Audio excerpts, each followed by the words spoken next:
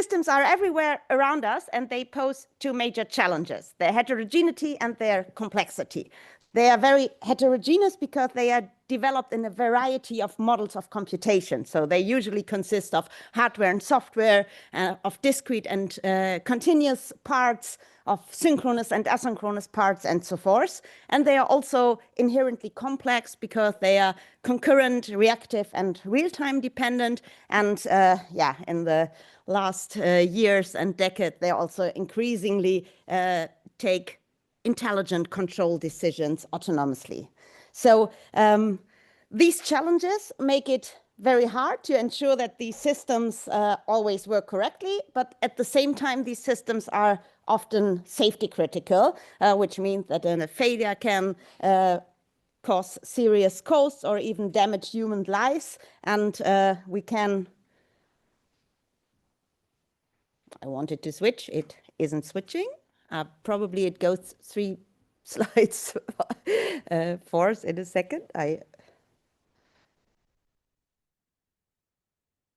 Yeah, so yes, so these are also safety critical system, and tragic, so they can harm people, right? A tragical example for this is the pedestrian that was killed by a self-driving Uber, Toyota, with a software fault, or the near flooding of Amsterdam city in 2023, or just recently Waymo had to do a big recall because the self-driving cars were prone to hitting into road barriers. So yeah, these examples show that we really want to make sure that these systems work correctly. And of course, all people that are sitting here know that this can be achieved with formal methods. So formal methods are very highly desirable to achieve this, but there are 3 major barriers that prevent formal methods from being applied in industrial practice.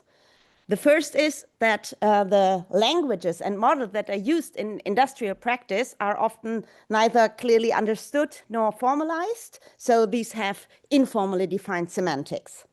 The second problem is that we do have fully automatic verification techniques like model checking or SMT solving, but they usually only have limited scalability, in particular if we consider concurrency and time and intelligent control decisions. Right? We can overcome the scalability problem, which is due to the state space explosion, using the more powerful means of deductive verification. But that comes with at the price then that there's a high specification and verification effort involved to make this applicable for deductive verification. Yeah, so that's the motivation, and these are the 3 issues many of us are working on, and we are also working on. And in particular, what we try to do in our work is to formalize the semantics of industrially used languages. I will talk about this. And we try to increase the scalability of verification methods, in particular for cyber-physical and autonomous systems using domain-specific abstractions. And we try to reduce the manual effort and expertise that is required for deductive verification. And in this talk today, I want to show you some examples for this.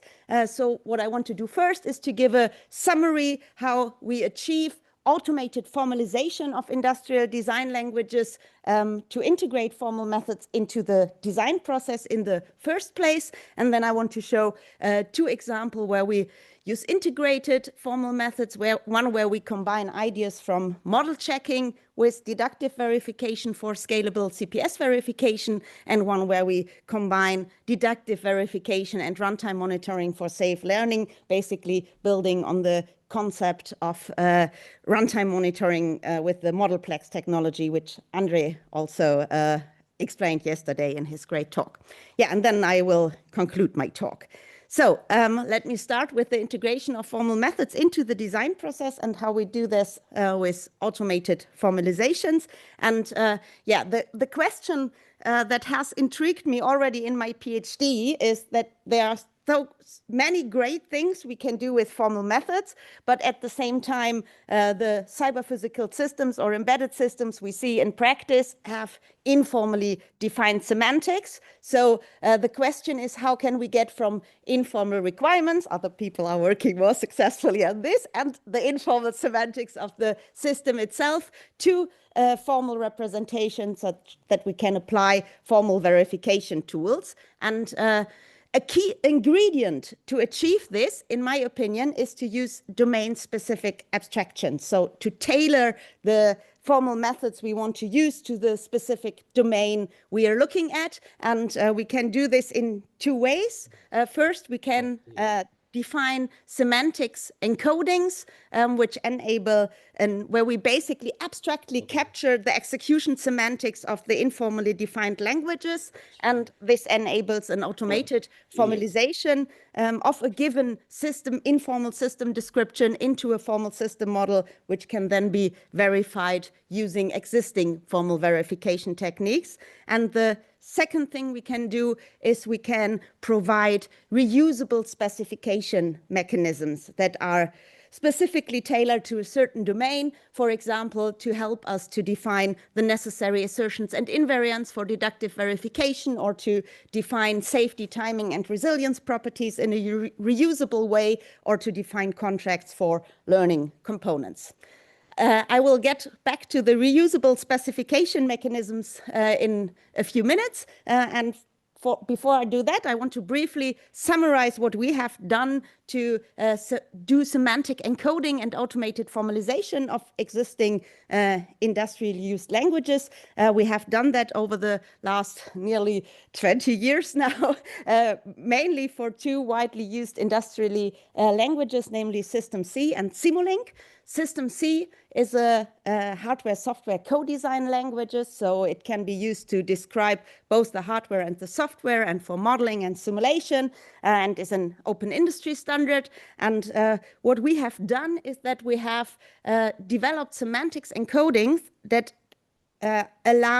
enable us to automatically formalize a given System C design with various verification backends. So, for example, we have developed a transformation into UPAL timed automata, which enable us to use the UPAL model checker, which is very well suited for timing properties and synchronization. We have developed a transformation into the input language of the CPA checker, which is especially well suited for software verification and configurable program analysis. We have developed a transformation into Euclid, which is a hardware-oriented SMT solver, so it lets us do bit-precise hardware verification in particular, and finally, also more recently, into the input language of the deductive verifier Vercor, which enables deductive verification. Yes, so this is what we have done for System C, where I will show you this example, the transformation into Vercor, in a few minutes in the second part of my talk. But let me continue with the summary. So for Simulink is a graphical block language that is used for dynamical or hybrid systems design. And there we have developed transformations into also into Euclid, so we can do SMT solving on Simulink models already a while ago, but that only works for a discrete subset. And then we have also developed a transformation into the differential dynamic logic. The people who have been at the keynote yesterday have heard about this, or many others too. And with that, we can use the interactive theory improver Chimera X for the verification. And more recently, we have also developed a transformation into stochastic hybrid automata, which enables quantitative reachability analysis and statistical model checking using, for example, Realist or the Modest tool suite. And I will show two examples together with the verification techniques in a few minutes, but just to summarize what we gain from our automated formalization is that these semantics mappings we define actually define a formal semantics for the industrial design languages. Of course, the target languages are usually not as expressive as the source languages, so timed automata are not as expressive as System C or Simulink, so we only support a subset, but if a given design lies within this subset, we can fully automatically translate it into a formal model and gain access to existing mature and powerful verification tools. And we have done this successfully for a number of case studies by now, including, for example, an anti-slip regulation and anti-lock braking system, a universal asynchronous receiver transmitter provided by Metamorph, a model of ARMS, advanced high performance bus provided to us by Carbon Design Systems, a generic infusion pump taken from the OpenGIP project, and a multi-object distance warner provided to us by partners from the automotive industry. And what is interesting to note here is that even in two of the designs that were provided to us by industrial partners, we detected serious errors. So these designs had already undergone an extensive simulation and testing procedure at Carbon and at AS Systems, but still there were corner cases they overlooked, right? In particular for the advanced high performance bus, for example, it was a very rare case where a transaction need to be split over the bus in subsequent bursts. So it never happened in the test cases, but if it happened, it stops the whole system to work. So these errors are really serious, and it's very important to detect them, and similar for the multi-object distance warner. Yeah, so this is great. That's what we can do with the automated formalizations, and I think that the formal method community in general should put attention to how we can really work on the models that are there in practice. And of course, some people here are doing that already. Yes, so with that, I want to come to the second part of this talk, where I want to show an example for the integration of formal methods, in particular, where we integrate ideas from model checking into deductive verification. This is joint work with Philipp Tasche and Marika Hausmann from Twente. And yeah, the problem we address here is that the execution semantics of cyber-physical systems crucially depends on the underlying execution environment, right? So typically this is a real-time operating systems, and the program verification frameworks we have typically abstract from these execution environments from the RTOS completely. And model checking techniques that have been applied to RTOS-based software have the disadvantage of the limited scalability, in particular, again, due to concurrency and real-time dependencies. And deductive verification has is great due to its mathematical reasoning capabilities and modular verification, but it costs a lot of effort to define the necessary invariants. So what we have done in this work is to follow an integrated approach where we use deductive verification together with a model checking style abstract interpretation, where we compute something we call a reachable abstract states invariant. So this we generate the necessary invariants at least partly automatically. And I want to show you how this works. It builds on, again, on an automated formalization where we have encoded the semantics of the free RTOS, an industrially widely used real-time operating system, into the prototypal verification language, the input language of the deductive verifier VERCOR. And to give you an impression how this all works, I will briefly introduce VERCOR and free RTOS, and then show you how we encode the semantics, and based on this, how the reachable abstract states invariant can be computed. So yes. So to start with VERCOR, VERCOR was developed by Marika Hausmann and others in Twente for some time now. It's a deductive verifier for concurrent program, and it supports a variety of input languages, including Java, OpenCL, OpenMP, and also the prototypal verification language, which is a specification language, a Java-like specification language that has been specifically developed for Vercor. And Vercor supports local contract-based reasoning, which means that we have requires and ensures clauses, requires defines the preconditions and ensures defines the post-conditions, and we can use this to locally establish that the method satisfies its post-conditions, so we can do modular reasoning. And to cope with the concurrency of programs and concurrent memory accesses, Vercor uses permission-based separation logic, so we can specify the permissions a process has to access variables, and if all the permissions are correctly specified, then Vercor shows the absence of data races, and Vercor also is an autoactive verifier, which means that we have to manually define all the necessary assertions and invariants, but then the verification takes place fully automatically after all these annotations are in place. And Vercor deals well with large data spaces due to its mathematical reasoning, so there is no need for explicit unrolling of the state space as model checkers typically do. Yeah, so this is a very short introduction to Vercor, but it should suffice to follow me in the remainder of this talk. And I think Marike will say much more about Vercor on Friday in her keynote. So I recommend that you go there to learn more details about that. Yes, so this is Vercor, and there's always a little delay. Yes, so we also have the FreeRTOS real-time operating system, which is a widely used real-time operating system maintained by Amazon Web Services, and it uses tasks as principal execution units, which can communicate via queues and buffers. And most importantly for us to define the execution semantics is that it supports priority-based time-dependent scheduling, which means that whenever a scheduling decision is made, the process with the highest priority is chosen for execution, and the time point where this happens depends on whether you choose a preemptive or a cooperative scheduling mode. With preemptive scheduling, whenever a higher priority process becomes available for execution, the currently running process is preempted and the other process is chosen.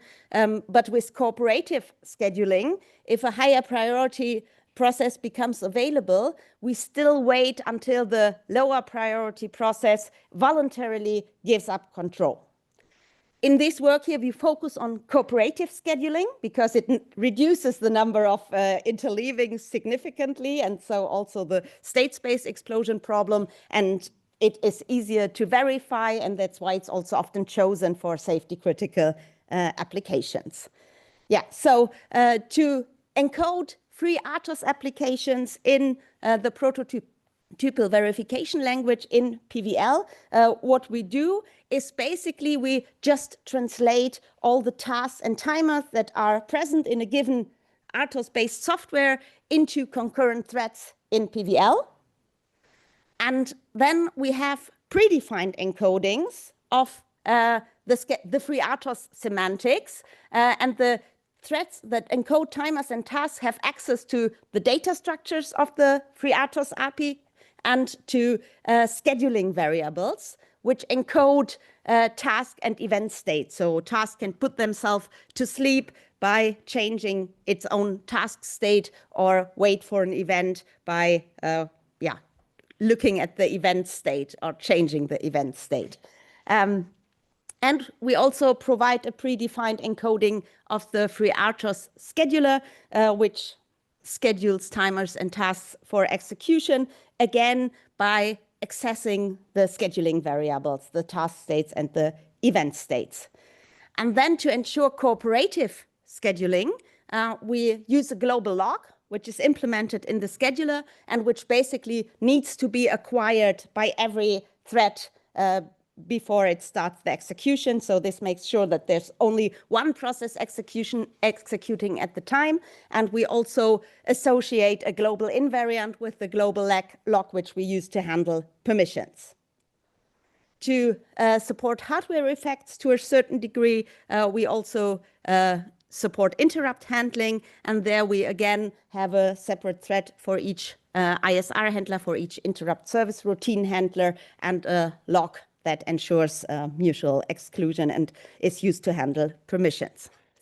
Yeah, I want to illustrate how this works with a little example. So here we have a typical example task in FreeRTOS style. So this task just sends a value, a constant value, into a queue every 200 cycles, right? So it's a periodic process, very typical embedded systems style. And to translate such a process into PVL, we basically just define a PVL thread where the executable code is implemented in a run method. And then when we start the execution of this thread, we initially acquire the log, the global log, to make sure that no other tasks are executing at the same time. And then we check whether we are actually chosen for execution. So we check the task state and see whether the task state of this task is set to running. And only if not, we release the global lock again and let other processes execute first, or we try to lock again. Sorry.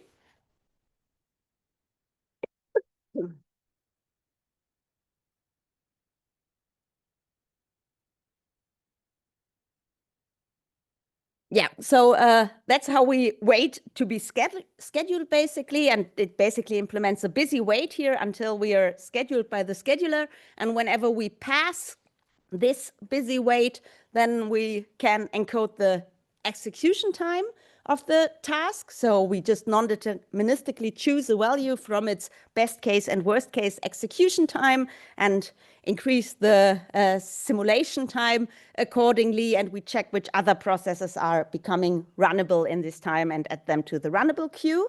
And then we encode the task logic itself, and there we initialize the value, and then we go in a while true loop, as we do on the left as well, and wait for 200 cycles and send the value to the queue. There's a 0 specified here, which means there is no additional delay. So the delay we have to consider here is just the 200 cycles. And this, of course, is most importantly for the interactions between the task and the scheduler and the timing behavior. So I want to zoom into this waiting for 200 cycles, and we encode this like this. So what we do here is we define a specific event that captures the timing of this process called a timeout event with a timeout ID, and we set the state of this event to 200. And then the scheduler will automatically reduce the time, the waiting delay of all events whenever the simulation time is advanced. So if the 200 cycles expire, this will reach 0, and the scheduler will in the background reschedule this process then. So the process itself puts itself to waiting for this event by setting its task state on the event ID, on the timeout ID, and then we basically just go into a busy wait again where the task waits to be rescheduled again. So this should illustrate how we encode the interactions between the scheduler and the tasks and the events. And yeah, most crucial for this are these scheduling variables, the task state and event state. And we exploit this in our reachable abstract states invariant. So keep this in mind. But before I talk this, let me briefly talk about how we specify and verify properties now for such systems. And generally, we can distinguish two kinds of properties in real-time operating-based software or embedded systems in general. One is local properties and one is global properties. And local properties are properties that just describe functional behavior at local level. So they don't need global information. They just use solely locally available information, and such properties can easily be captured using method contracts or local assertions. So as an example for this, consider that an adaptive cruise control system should choose the speed correctly, given that I already know the distance to the lead car and the target speed, then you can see here that we can define that the speed should be decreased whenever we get too close to the lead car and we are higher than our target speed, and we should increase the speed whenever there's still enough room to the lead car and we have not yet reached the target speed. These kind of properties is what Vercor is made for, right? So we can verify them pretty easily because this is all locally available information. So properties like this can be verified very efficiently as soon as we transform our system into Vercor. More challenging are so-called global properties, or what we call global properties. And global properties are system-wide properties which depend on task interactions and events. So they can not only be defined within one task or process, they need information from other tasks or processes. So as an example, consider the property that whenever the sensor triggers a certain event, then the main control unit should react to this within a given time constraint. Such properties are very important for embedded systems, right? And to encode such properties, we would need something like a timer within the sensor where we say, okay, the event happened, we need to have a look for the timing constraint. And then we also need something within the main control unit where we say, whenever we have the reaction here, the timer should have not elapsed fully yet, right? We should still be within our timing constraint. So we need parts of the specification distributed over several processes, and we need knowledge about what happens in other processes to verify such properties. And this means that we require global invariants to verify such properties.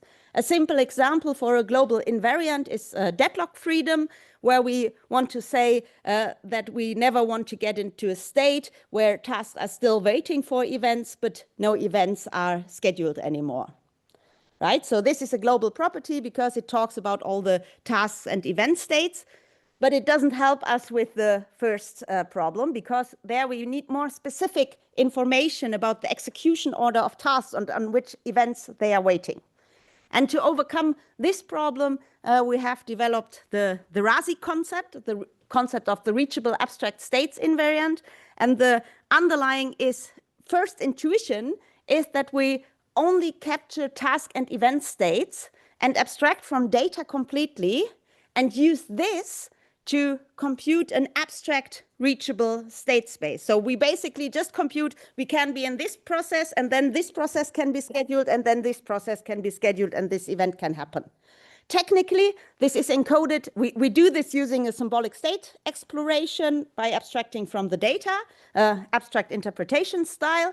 And technically, the result then looks like this here. We basically just have a big disjunction where each possible abstract state is encoded. So you can see here, for example, this encodes that the sensor can be running and the controller can be ready for execution, and the obstacle event has not been notified yet. The timeout event is expiring in 20 seconds, and we only have one process in the runnable queue. Or we can be in a state where the sensor is waiting for a timeout, the controller is running, and so forth. So with that, we can abstractly capture all the possible processes, which of course is subject to the state space explosion again. This makes it so important to use a strong abstraction here. That's why we initially only captured task and event states. But we can reduce this problem a bit. We have done this in our EMSoft paper this year, where we have proposed an automated refinement where we basically systematically add data variables that reduce the number of task interleavings. So you can imagine this with the simple example of a queue, for example. If you don't know the number of the items in the queue, you always have to assume that the read and write processes can execute any time. But if you keep track of the number of items in the queue, you know that the options are not always possible, so you can reduce the number of interleavings. We do this, with an abstract interpretation approach where we explore the state space and at the same time check whether new options are possible or not. Yeah, so of course, scalability is still a problem here because we still do this state space exploration, and to explore the scalability, to evaluate it, we have used 2 case studies, the Blinky demo, which is the classical standard for RTOS demo application, where a producer and a consumer communicate via a queue. And we have also implemented an adaptive cruise control system where the 2 sensors measure the available distance and the current speed. The user sets the desired speed via an interrupt, and then the main control unit chooses the speed that is given to the motor control unit. Yeah, and for these 2 examples, we were able to transform them into VERCOR using our approach and verify them using VERCOR and with the help of the RASI. This was even quite simple because the case studies are not so big, but to investigate the scalability, what we have done is to just add dummy tasks. So we added tasks that are not doing anything, which are just there to increase the number of possible interleavings. And there you can see that with 3 dummy tasks, it still works out somehow, but takes a lot of time. And with 4 tasks, we do not get a verification result within 72 hours, and the RASI gets bigger all the time, right? And this is even more serious if we put all these tasks, the dummy tasks and the sensors, to the same priority, because then they can interleave all the time. So this makes it even more expensive. So we still have a scalability problem, and we have to be careful. This is the price we pay here, but the advantage we gain is that the manual effort to verify these case studies was really small, because the necessary invariants were very easy to define. Only 2 small invariants were missing when you could do the verification with the help of the RASI. So this could be done in 1 to 2 hours by a clever PhD student. Yeah, so these are nice results, and this concludes this part of the talk. And as another example where we integrate formal methods, I want to show you our integration of deductive verification and runtime monitoring for safe learning. And here we build on a Simulink model. So we assume that we have a Simulink model together with the reinforcement learning toolbox. So a Simulink model with learning components, and we build on the existing transformation from Simulink to the differential dynamic logic I have mentioned before. And to cope with learning systems and autonomous systems in particular, we have developed reusable specification mechanisms here that enable us to define the safe actions of learning components using contracts, and to define safety, timing, and resilience properties, where the resilience properties need special attention, because resilience means that we are able to react appropriately to changes in the environment. So we need some means to model stressors and observe what happens in the system under changes. To explain how this works, I want to briefly introduce the differential dynamic logic very briefly. There was a keynote on this yesterday, and show our transformation from Simulink to DL. And then I want to give an example for a learning contract. So let me start with this. So the differential dynamic logic was developed by André Platzers and others, and it basically is based on so-called hybrid programs, which is a formal modeling language that can be used to define the dynamics of hybrid systems. And it basically provides a sequential composition, a non-deterministic choice, a non-deterministic repetition, a discrete assignment, and a discrete non-deterministic assignment. And we can use test formulas, which basically means that all states are aborted that do not satisfy the formula. We can use these test formulas together with non-deterministic choices to construct something like a usual if statement. And most importantly, hybrid programs provide us with means to define continuous evolutions. So we can describe the dynamics of the system by defining derivatives, pardon me. And this continuous evolution can be constrained by an evolution domain F, which basically means the differential equations that are described by the continuous evolutions can only evolve as long as the domain constraint is satisfied. To verify systems that are specified as hybrid programs, we can use the differential dynamic logic, which is a logic for reasoning about these programs in particular, and it provides the classical box and diamond modalities to say that something should always happen or should be eventually happen. And we use here in particular specifications with the box modality indicated by the square brackets here. So specifications have the form where we have a precondition, and if this precondition is satisfied, then we want that all reachable states of the hybrid program alpha at the end satisfy the postcondition. And such we restrict ourselves to such specifications to safety properties, basically because our transformation from Simulink to DL does some over approximation. So the diamond operator and eventually properties are not valid in our case, cannot be applied here. And such specifications can be interactively verified within the interactive theorem prover Chimera X. And to map the semantics of Simulink into differential dynamic logic, I briefly want to explain how Simulink looks like. So this is a very simple Simulink model. As you can see, Simulink is a graphical block languages where we can use discrete, continuous, and control flow blocks to model the dynamics of hybrid systems as well.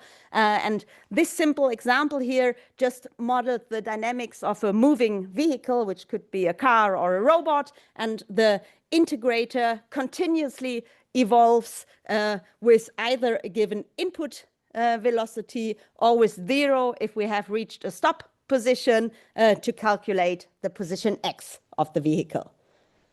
Yeah, so yeah.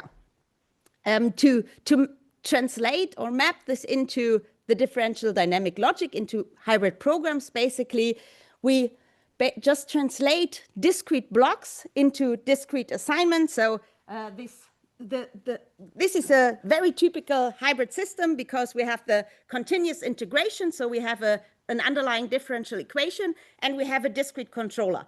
The discrete controller is very simple here. It basically just consists of X hold, which is a 0-order hold block. So it just samples the input value at discrete samples times. Yes, that's what X hold does.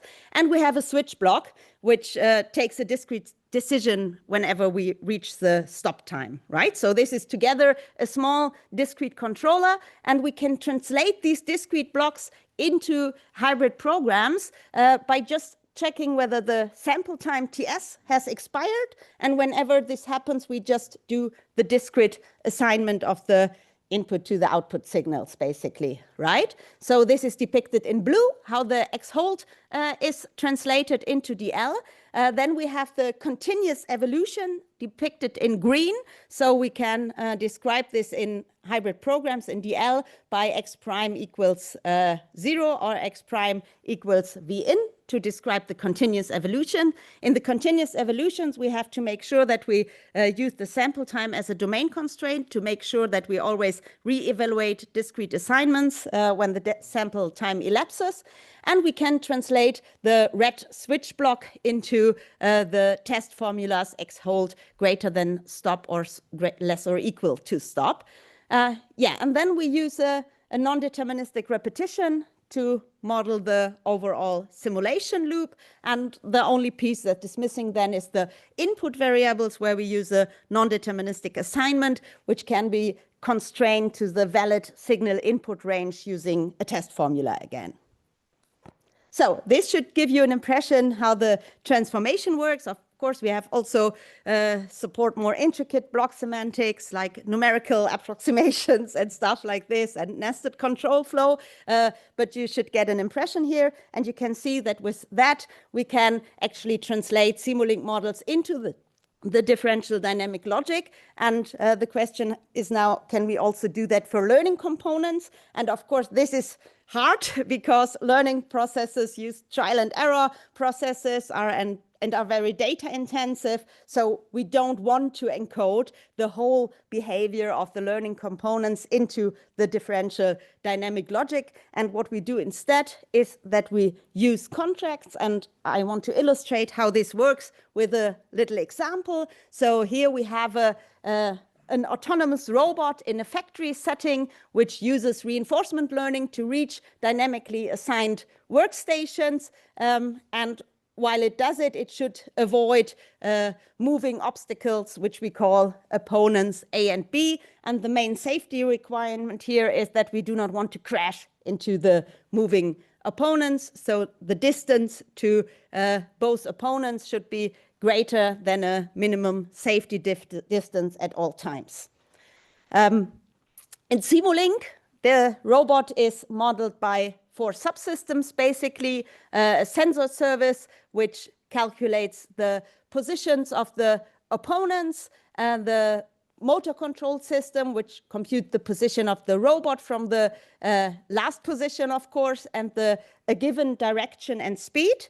And the direction and speed are determined as the action of the reinforcement learning agent, right? That's what the reinforcement learning agent does. It decides about the speed and direction of the robot, and it gets a positive reward whenever it reaches a workstation and a negative reward whenever it crashes into an opponent. This is done by this RL info service subsystem here.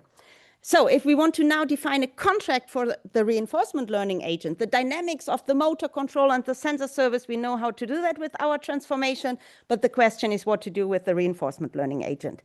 And to look at this, we can have a look at the interface of the reinforcement learning agent, which basically, as I said, gets the distance to the opponents as an input and decides about the direction and speed of the robot. Of course, to keep things simple, we do a simplification here.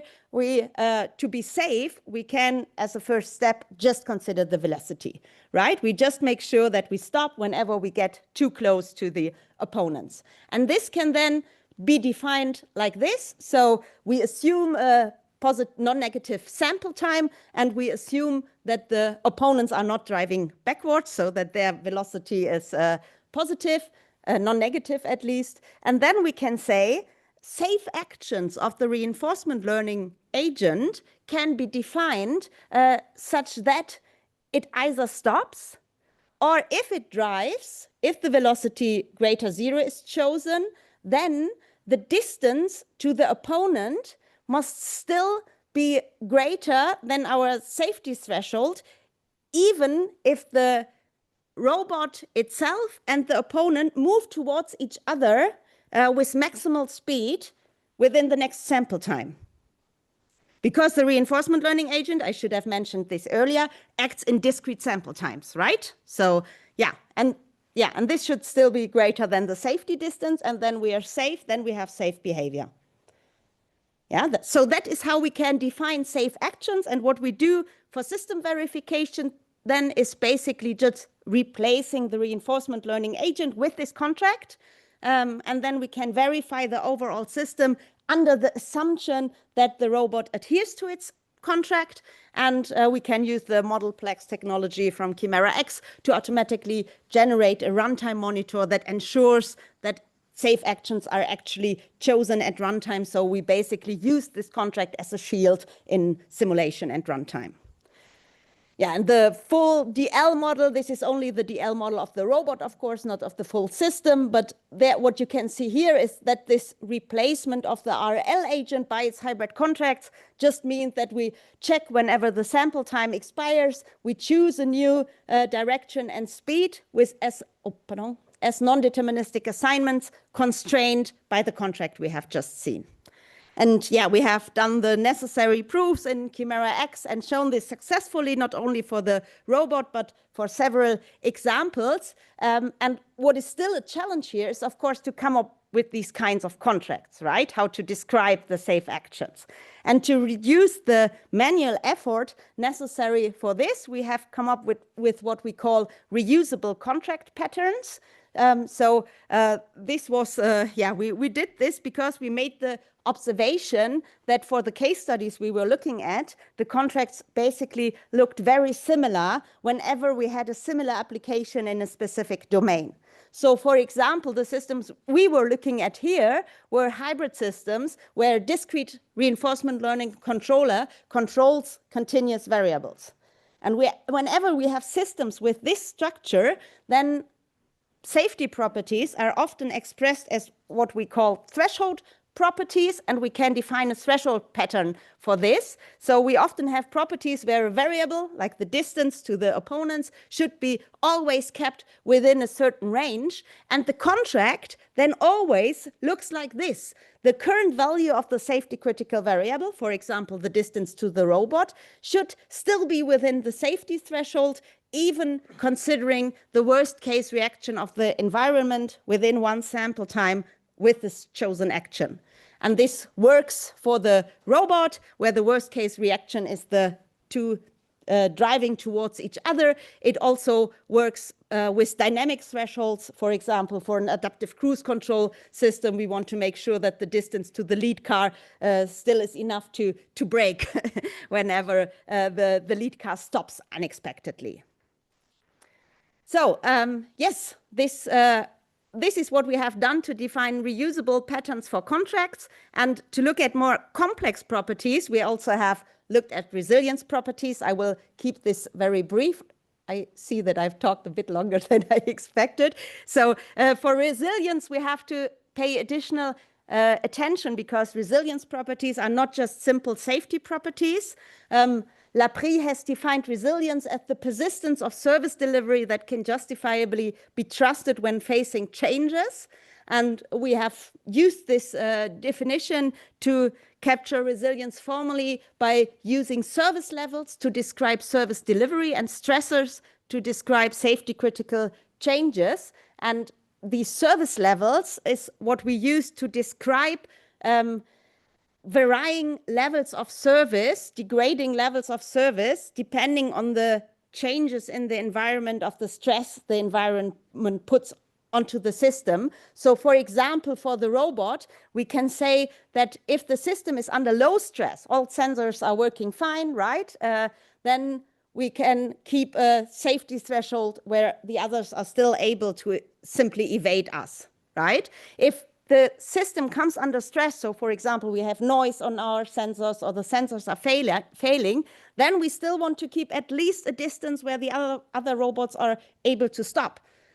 And the most degraded service is that we just stop, right? We can do that if stressors persist. And we can use such service levels together with means to model the stress in the system. So we have also defined stressor patterns where we, for example, as one example, consider noise. And we just say, okay, noise means we non-deterministically choose a noise value and add this to a disturbed variable to a sensor input by doing plus or multiplication, right? So we can also apply this to continuous evolutions, right? So we just disturb a sensor input with the noise, and we can define similar patterns for delays and for failures. And then, of course, to verify the correct system reaction or that the system is resilient, we also need to observe the stress on the system. So what we do there is basically just using the thresholds from our service levels to observe whether a certain threshold of stress is, we are getting above it or so. And if this happens, so if the system gets under stress, then we track the point of time where this happened and the stressed value. And we can then use this for system specifications, where we basically say, if the system is not under stress, we should keep this safety distance, this service level, or if it is under stress, we provide a lower service level. Yeah, so this is what we have done, and we have successfully applied this whole approach to several case studies from the Simulink reinforcement learning library mainly. For example, a temperature control system, a intelligent water tank, and our robot example, an intelligent adaptive cruise control system, and an intelligent water distribution system. For the latter two, we have also defined these kind of resilience properties. Yeah, and with that, I want to conclude my talk looking at the time. So what I've shown you today is that domain-specific abstractions can really help us to get formal methods into the design process, and we can use semantics encodings in particular for the integration of formal methods into the design process, and we can define reusable specification mechanisms to help with the integration of formal methods for increased scalability and to reduce the manual effort. And two things we are currently working on is to reduce the gap between the formal model and the implementation. You have seen that the contract of the reinforcement learning agent only very abstractly captures the behavior of the robot, and to make this gap a bit smaller, we are currently using symbolic reinforcement learning to learn a symbolic policy, which can then be used in system verification, and then you can have more permissive contracts and verify progress properties and so forth. And in a recently funded project, we are also planning to investigate the combination of qualitative and quantitative safety properties. So we plan to define combine in particular deductive verification and quantitative analysis techniques like statistical model checking and quantitative reachability analysis. Yeah, so if you want to know more about these things, just ask me. I'm around until Friday morning, and thank you very much for your attention. Yeah, so